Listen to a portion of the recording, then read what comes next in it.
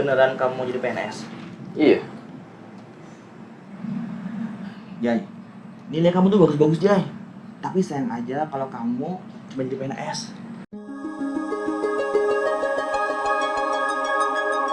Dimensi akuntabilitas adalah kejujuran dan hukum, kebijakan, proses, dan program. Fungsi utamanya adalah kontrol demokrasi, mencegah korupsi, dan meningkatkan efisiensi.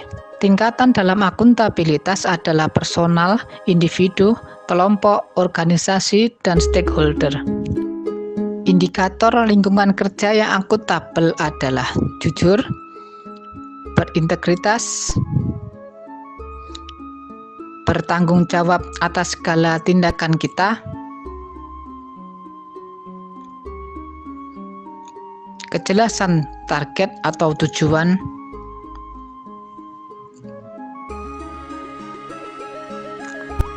transparan atas segala pekerjaan yang telah kita lakukan,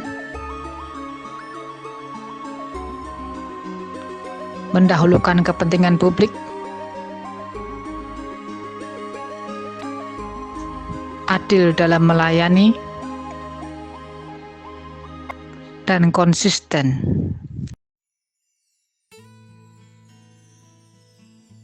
Mengapa nasionalisme itu penting? Karena nasionalisme secara politis merupakan manifestasi kesadaran nasional yang mengandung cita-cita dan pendorong bagi suatu bangsa, baik untuk merebut kemerdekaan atau mengenyahkan penjajahan maupun sebagai pendorong untuk membangun dirinya, maupun lingkungan masyarakat, bangsa, dan negaranya.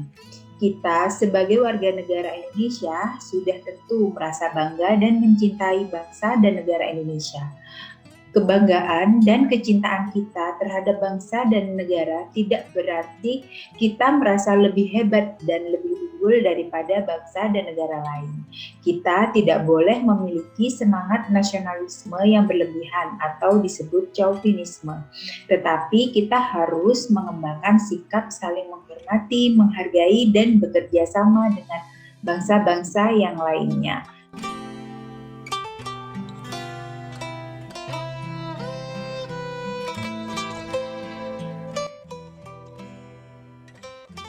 Korupsi adalah sebuah sikap dan komitmen yang konsisten untuk tidak menggunakan sumber daya yang bukan miliknya untuk kepentingannya sendiri. Ada 4 hal penting terkait anti korupsi, diantaranya yang pertama sadar anti korupsi. Ini merupakan pemahaman secara utuh dan menyeluruh yang tidak hanya sampai menjadi semangat, namun terus bergerak hingga menjadi komitmen integritas. Diharapkan dengan sadar anti korupsi ini akan semakin paham tentang pengertian korupsi, dampak perilaku dan tindak pidana korupsi, niat, semangat, komitmen anti korupsi, dan cita-cita Indonesia bebas dari korupsi. Kedua, semakin jauh dari korupsi. Di sini berarti kita tidak memberikan ruang dan waktu sedikit pun untuk munculnya niat dan kesempatan korupsi dalam perjalanan karir dan pengabdian kita. Diharapkan semakin paham tentang tunas integritas, identifikasi nilai dasar anti korupsi, penyelarasan nilai organisasi dan anti korupsi, dan juga penanaman nilai integritas. Yang ketiga terkait dengan membangun sistem integritas. Di sini bagaimana membangun lingkungan yang kondusif dalam internalisasi nilai-nilai anti korupsi serta terlibat sebagai individu yang aktif dalam menutup kesempatan korupsi melalui pembangunan sistem integritas. Dilakukan dengan ada reframing culture adalah upaya mengubah orientasi dari perilaku korupsi yang berbentuk kolusi. Yang kedua, seeding of integrity adalah upaya menanamkan pengaruh integritas pada alam bawah sadar hingga dapat membentuk perilaku, kebiasaan, dan budaya integritas. Keempat, pembiasaan nilai-nilai anti korupsi dengan berperilaku jujur, disiplin, tanggung jawab, kerja keras, sederhana, mandiri, adil, berani, dan peduli.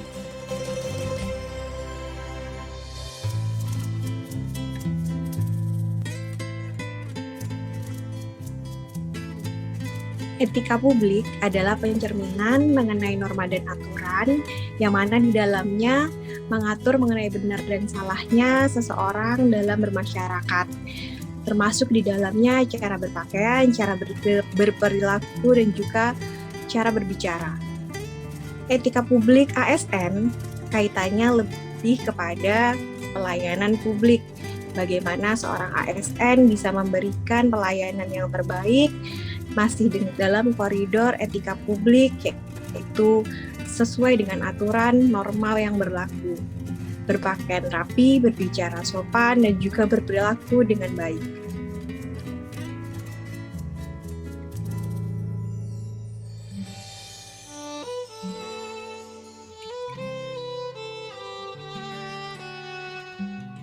Komitmen mutu pelayanan publik adalah penjaminan mutu sesuai dengan standar pelayanan publik yang dibutuhkan oleh customer atau pelanggan.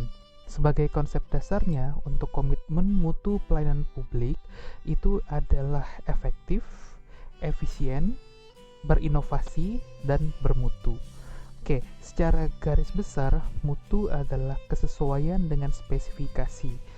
Apapun yang dijanjikan kepada konsumen, itulah yang akan kita layani sesuai dengan spesifikasi yang kita sudah janjikan. Untuk nilai dasarnya dari komitmen mutu pelayanan publik adalah bagaimana kita bisa meningkatkan produktivitas dari instansi kita berada sekarang, dan juga menjadi nilai dasar orientasi mutu. Karenanya nilai dasar orientasi mutu merupakan sebuah budaya yang harus dijalani di instansi kita masing-masing. Lalu, bagaimana caranya kita melakukan pendekatan inovasi terhadap komitmen mutu pelayanan publik? Yang pertama adalah kita melakukan penemuan apa yang dapat kita perbaiki atau improvisasi sehingga dapat kita kembangkan pada sistem birokrasi yang lebih berinovasi dan bermutu. Sehingga jika birokrasi ini telah cocok, dapat dilakukan duplikasi untuk memperbaiki sistem birokrasi di instansi kita masing-masing, sehingga secara garis besar dapat kita lakukan sintesis dan juga kita analisis serta evaluasi pengembangan pendekatan inovasi komitmen mutu pelayanan publik di instansi kita masing-masing. Lalu yang berikutnya adalah bagaimana cara kita melakukan berpikir kreatif mengenai komitmen mutu pelayanan publik. Yang pertama adalah kita menampilkan kinerja yang berkomitmen kuat, lalu menjelaskan manfaat penyelenggaraan kerja yang berorientasi kepada mutu, serta kita memberikan contoh nyata pelayanan publik yang sesuai dengan aturan yang ada. Lalu hal ini dapat membantu instansi kita untuk membangun komitmen mutu pelayanan publik dengan cara memberikan pelayanan yang objektif kepada konsumen, lalu dapat mendeskripsikan tindakan yang kreatif sehingga menimbulkan inovasi-inovasi quality, lalu menganalisa kendala apa saja yang harus kita improvisasi selama birokrasi tersebut diberikan kepada masyarakat. Lalu yang berikutnya adalah bagaimana menganalisis faktor pendorong sehingga instansi kita menjadi selalu terdepan dan berorientasi kepada mutu pelayanan publik.